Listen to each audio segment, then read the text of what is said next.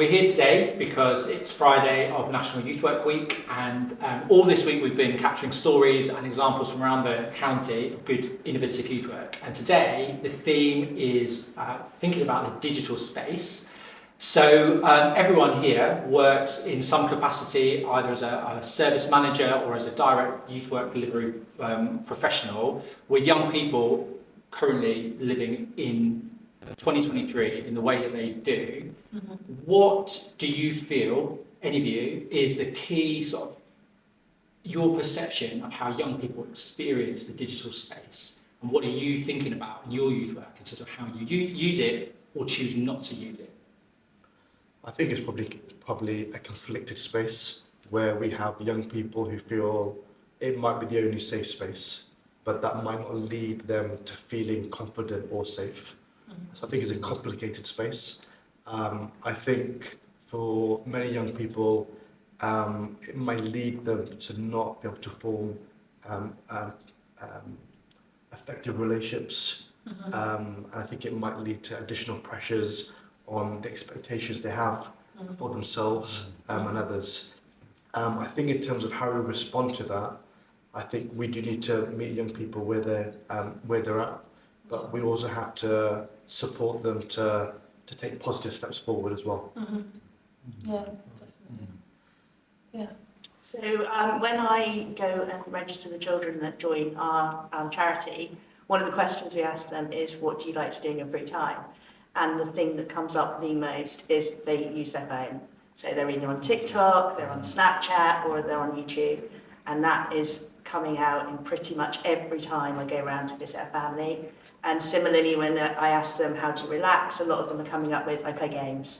So things like Roblox or Minecraft, and then some of them come out with games that are much more aggressive and probably not quite as relaxing, but these children are seeing that as their way to relax. So for us, it's quite difficult because we know that they are happy doing that, but one of the things that we really want to do is to help them to relate to each other and to form these relationships, which is what you're saying, they need that time. Yeah. So it's quite complex to work out what is the way forward for them. Do you feel, when you ask young people that, in your context, they're young carers? Yeah. So do you think they're perceiving the use of that technology and that way of engaging as their protected space that is just for them? I'm not trying not to make assumptions about what their home life is like. Yeah. Do you sort of mean? Some of them are. Some of them need that, and some of them say that's what they do. They go to their room and they will go on their phone and to get out of it. Some of them are using it to hang out with their friends. So they're playing games with their friends, or they're meeting them in chat rooms, things, particularly when they're playing Minecraft, they're online in a little group. So they are with their friends as well. So it's a social thing and an escape thing. Yeah, I was briefly on a residential, and a group of the young people there started an online game together where it was just them playing. So they all sat in the same room, all on their phones, but playing this online game. Yeah. And it's I think there's a safety for them, like they feel safe within that space. And I don't know if that's because they feel like they're not being judged, there are people watching, for want of a better word. Yeah. But I mean, I think there's also a case of their identity can be whatever they want it to be when they're in those online spaces, even when they're talking to their friends. I mean, I'm somewhat hypothesising here, but I would imagine how they interact with each other online is going to be very different to how they interact in person. Yeah, definitely. Yeah, I think technology is a great equaliser because it's everyone's on the same. Yeah, everyone's on the same level in terms of platform. There's a bit of kind of removing the personality element, but there's more of kind of just sharing that common ground. But like you said, there's equally some negatives in that, it leaves room for cyberbullying, it leaves room for isolation and, not having that sense of belonging in the sense of that connection that you need, that human connection face to face. So it's twofold, isn't it? It's like it's an equaliser, it's great, for a lot of young people, especially who use lots of different platforms like Snapchat, is one of the big ones in terms of that sort of messaging system that is used for many young people. So. I think also for Rose Hall Youth Club, especially our older groups, we know that young people are using mobile phones. What we try and do in our sessions is say, do you know what? For the most of the time when you're not a youth club, you're on your phones and that's fine. What we're going to try and do here in our sessions is actually have those connections. You can be on your phone still, and it's a great way for us to share the things that we're going to be doing on Instagram, on Facebook, although I think a lot of young people now use Instagram rather than Facebook. I think that's for more of the older ones now. But we try and just keep those connections, and it does seem to work, and I think young people do seem to benefit from that. But because like you're saying as well, with the cyberbullying, if you want to call it that, is that we have seen a lot of that in our sessions. So we try and keep those phones out of our sessions where we can talk about issues that are going on. So there are concerns, you know, we can address it there. It's not all behind a screen between just two or a group of people as well. But it is a real difficult time, I think, for young people. And what we've noticed in our youth sessions at large, even the younger children that we work with, a lot of young people are spending more time on screen. And that is a concern in some ways, because you want them to be able to go outside and enjoy the fields, enjoy nature, and not miss out on those things. To be able to, you know, when we've done trips along the river, in the past, you'd be able to name what the birds were. You know, that's a swan, that's a coo, that's a kingfisher. If you're lucky enough to see a kingfisher, that is. But now, some of the children don't know what these things are called, and these, you know, these are really important things for them to know about as well. Yeah, definitely. Yeah, there's been some really interesting words that have been thrown around. Words like safety, belonging, connection. I'm really interested in some of the layers that we've already hinted at with the concept of safety. Yeah, right. So I think there's been some comments about the online space being a space that young people feel safe in because it's theirs, potentially, and a space they feel safe in because they can be a version of themselves that maybe they feel positive about, maybe. But we've also talked about the online space as being potentially unsafe, and I think that's probably pretty well documented about what the implications of that lack of safety might be. And when I was listening to something you were saying there, Chris, I was thinking about what are the key things that you're doing in your youth club by encouraging the young people who cross the threshold to come into this space without their phones, without that, leave that online space behind. You have curated a safe environment for them to enter into that has adult support, that has been risk assessed and managed. And when they're not when they're on the online space, who is curating that for them? Who is guiding them through that? Who is deciding what level of risk is appropriate for them at the net and how that can escalate? I think safety is so subjective in many senses because that person's sense of personal safety and then community safety is slightly different. But ultimately, I'm interested in whether other people see that young people don't necessarily see the difference between the online and the offline spaces. They exist for them potentially, they don't have a clear boundary between what's online and what's offline. The example you gave, James, of being together offline but being together online at the same time, that understanding of their reality doesn't have clear definitions. Is that something that we see? If we think about how youth work and youth provision can speak into that, how do we cross those boundaries? Because the space I think we as youth professionals are most comfortable in is the one where we can manage it. We can put the safety barriers around it and say, this is the space and this is what we're going to do and this is the rules of engagement. What does it mean if we can go into a space, if we're going to meet young people where we can't keep them safe, or at least maybe don't know how? I think that not knowing how is a real big thing there in terms of we're not the ones in control of these platforms, and it's not that there aren't ways of putting measures in place when you are using them to make them safer, but it's knowing how to go about it. And it's not always the easiest thing in the world when using online platforms to make them safer spaces. It seems to be that the default is they are as open as possible and you have to go through the process of making them safer. Whereas in an ideal world, they would be as safe as possible when it's up to you as the kind of controller of any account to loosen the security of it. But you know, when it comes to engaging in those spaces, it's how do we get into them?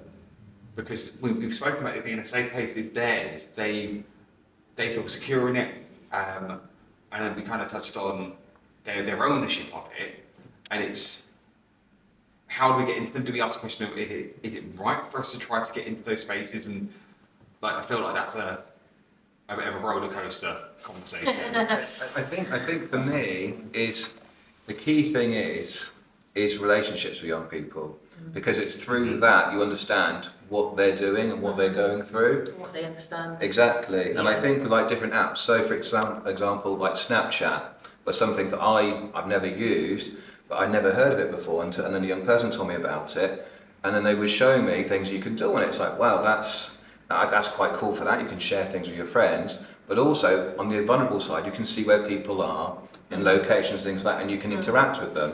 So then with that relationship, you can talk to them about the pros and cons. But again, I think for myself, and I think for a lot of professionals, is that we're always playing catch up. And it's having someone, and maybe it should be the government or something like that, that has training on a regular basis, that we're always up to date, because I'm always, for me personally, I'm always finding I'm a little bit behind. Something's always news coming along, and that's something that we need to be a little bit sharper on, but it's difficult. I think vulnerability is a key issue.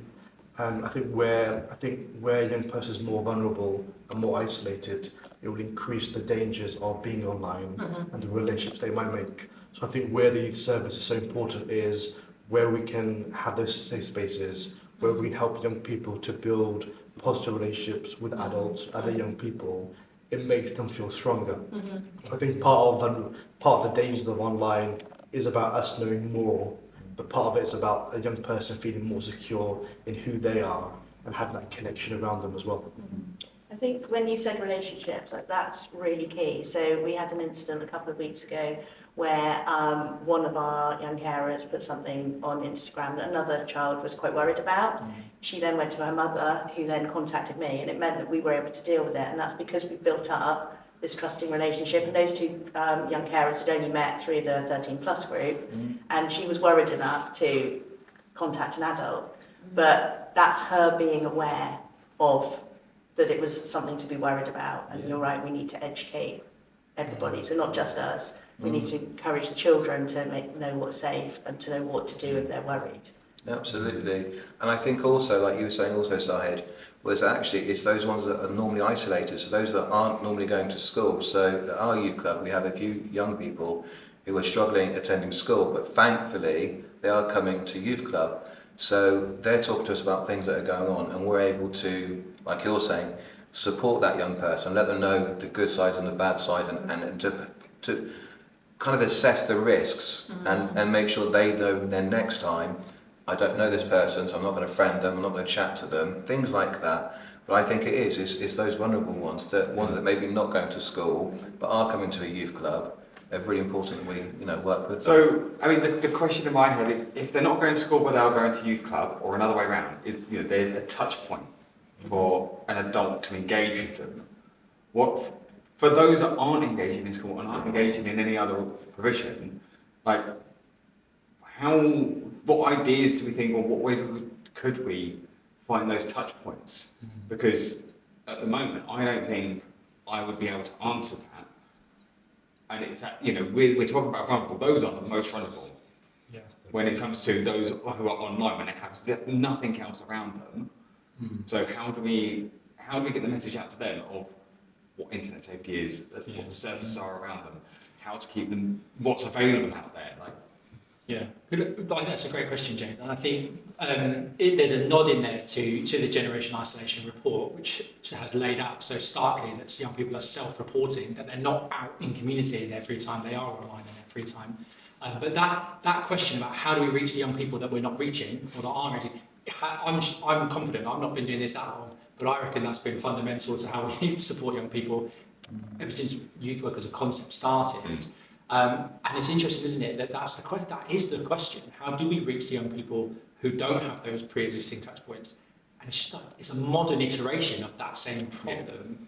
But there are examples of some youth organisations curating online spaces that young people opt into. because there is that element with youth work as well, about opting in to that relationship.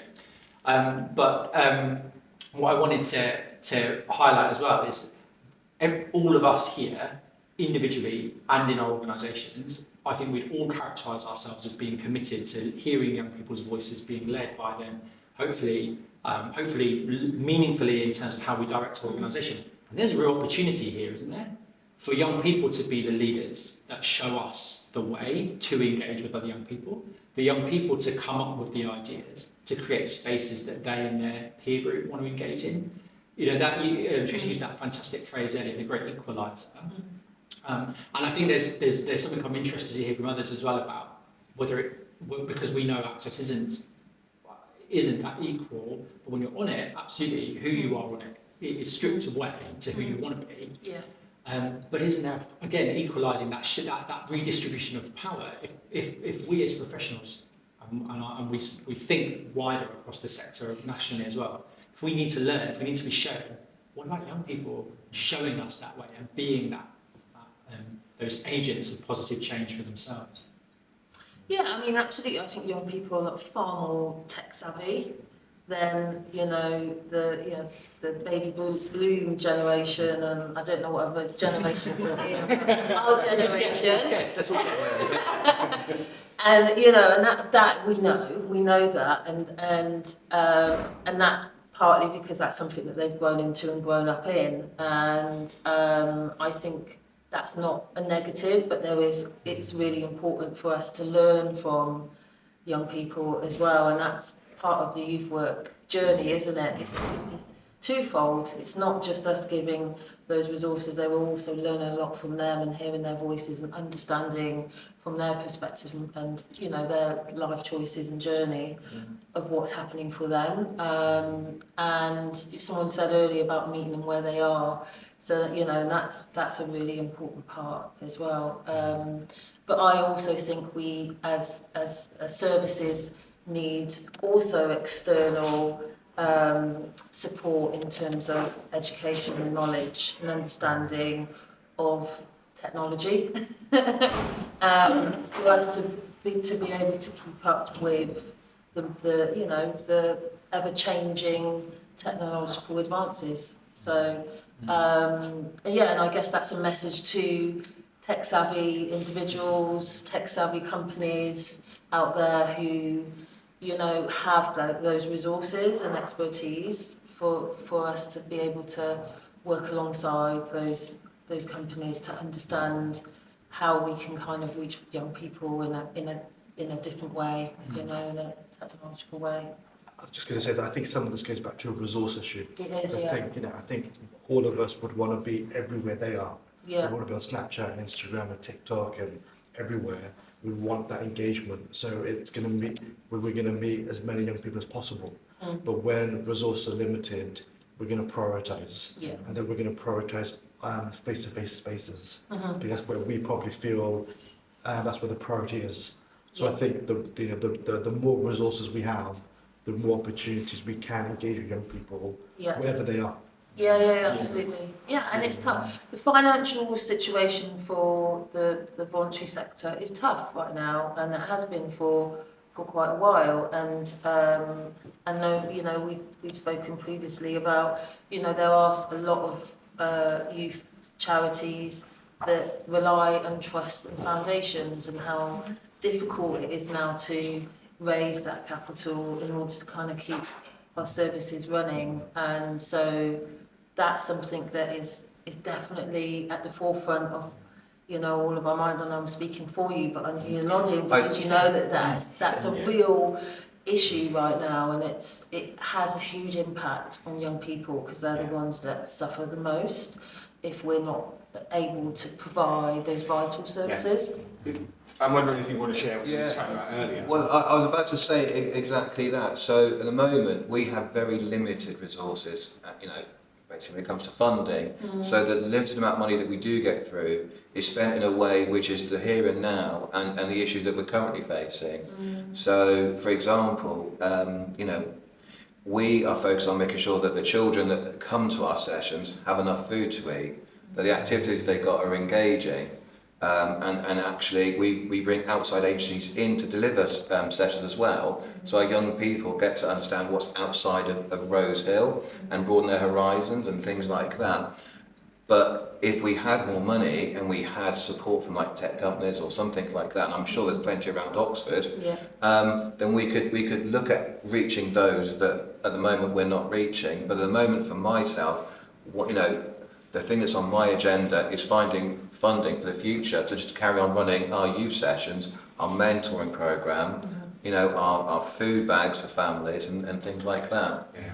Do you know what's popped into my head when you're saying that? Actually, it's not just us that needs to be better informed as to how to move forward digitally, but actually it's funders and trusts. Because if let's say you're putting in your request for money to cover food and external session providers and a youth and staff to actually be there to do it, and then there's somebody else saying, well, I want new laptops to be able to run online spaces, we need to get trainers, we need to get all the equipment, there's a much more abstract measure for them in that than there is your provision. So of those two, a trust is going to say, well, I'm going to give it to people who are meeting people in person and have that space. And actually, if we're going to move forward and look to work more digitally, we need people who provide the funding to have a better understanding of it as well. Yeah, definitely. There's a bit of an elephant in the conversation, I think, which was alluded to earlier, which is about the way the risk that by let's imagine a scenario whereby the resources were such that youth work organisations were ever present in the online spaces that young people were using. I think we need to at least acknowledge that there is at some level a question mark over whether we should be in one of those spaces all the time, as well as we know that we can't, but if we could, should we? And then the other thing that I've been kind of grappling with is there's been some really good work done locally trying to understand the impact that meeting young people on social media sites has on their levels of anxiety, on their levels of sense of safety in those online spaces. And it kind of comes back to something that I said earlier about how should we be meeting young people in spaces that we cannot keep them safe in outside of their direct engagement with us. So for example, if B3 Young Carers asks and expects the young carers of the county to engage with you online, but the next post below your post is a very negative post. What is that? How can we do that? How can we meet them in that space if we can't then do the next bit? And then there's also that sense of if we are expecting a level of engagement in the offline spaces and saying, come to our sessions, come to these bits, come do this, and also in the offline spaces, hey, we're here, come and talk to us, we're here. Does that? There are some young people that, and this has been evidenced locally by the Abingdon Bridge and their work around social media and resilience. It's that understanding of actually by us asking young people to meet us in the online space, we drive their feeling of I should be there, I have to be there. That's the place where I belong, and if I'm not there, I'm letting people down. Do you know what I mean? I'm just interested in other people's feelings about that. I think it's about being wise, I suppose. We're looking at where a young person's at, and we're looking at where they want to be. And if we feel like at the beginning we need to engage them online, then that's great. But if we're still there with them 6 months in, depending on the young person, maybe actually now it's not quite right. So I think we have to look at them from the perspective of who that young person is, what their needs are, and what their journey is. So I don't think we can look at it as kind of it's not right or it's wrong, but I think it has to be quite holistic. Yeah, holistic is the key. Yeah. I think what you're saying. I think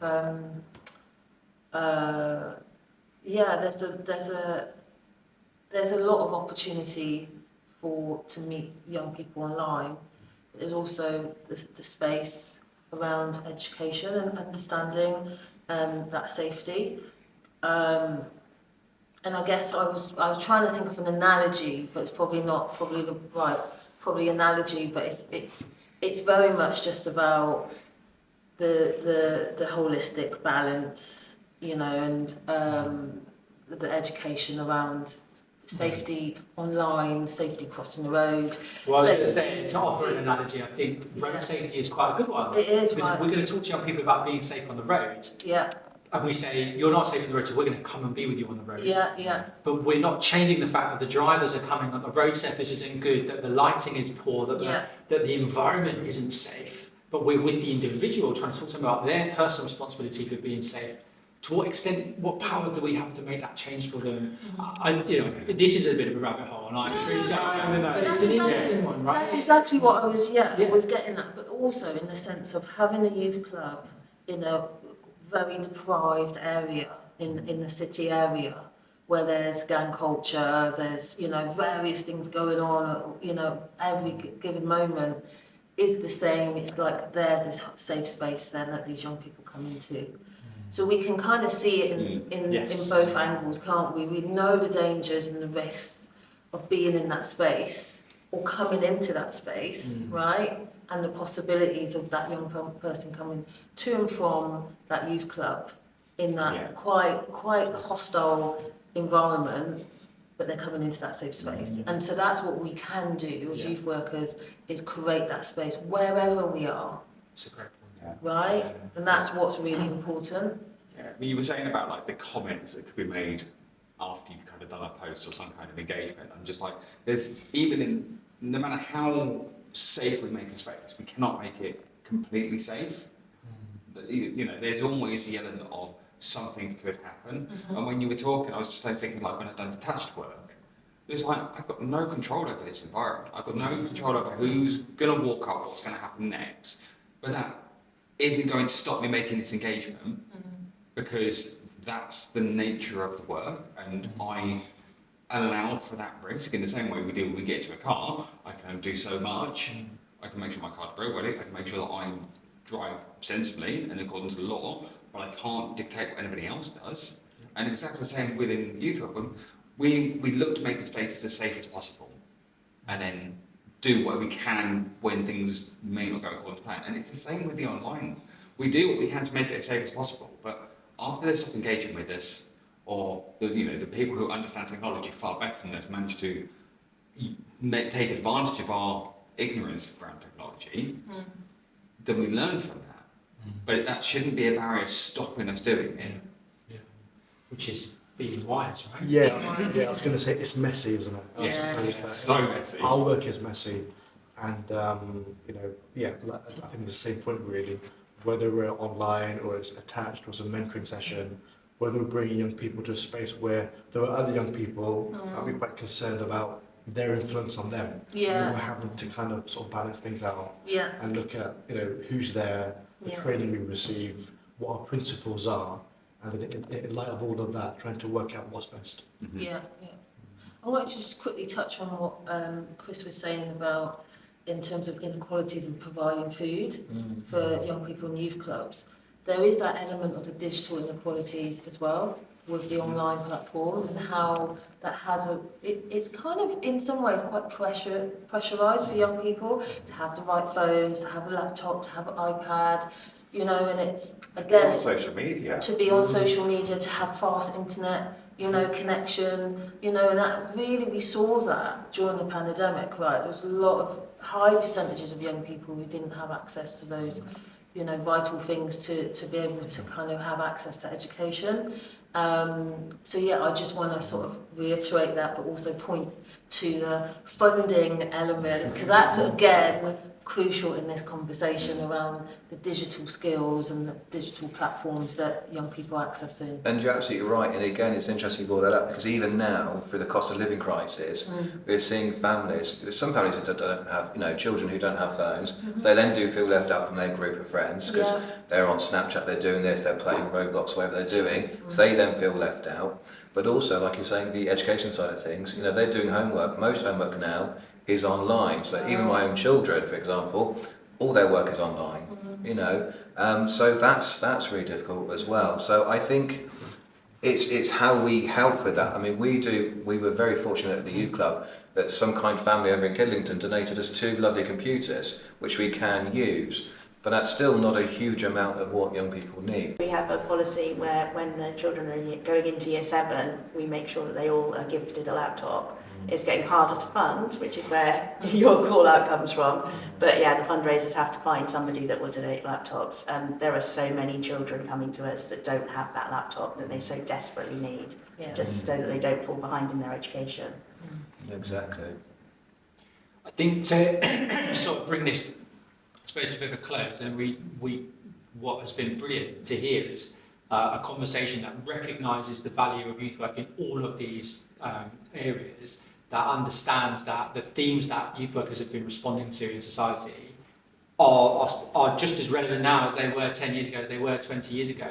The spaces we do them in change, the type of the culture around that young people experience changes, but the relevance of the importance of those human connections, of that challenging of inequality and that dismantling of those barriers, that is always going to be relevant, and there'll always be a place for us in that conversation. Thank you very much. Thank you. Thank you.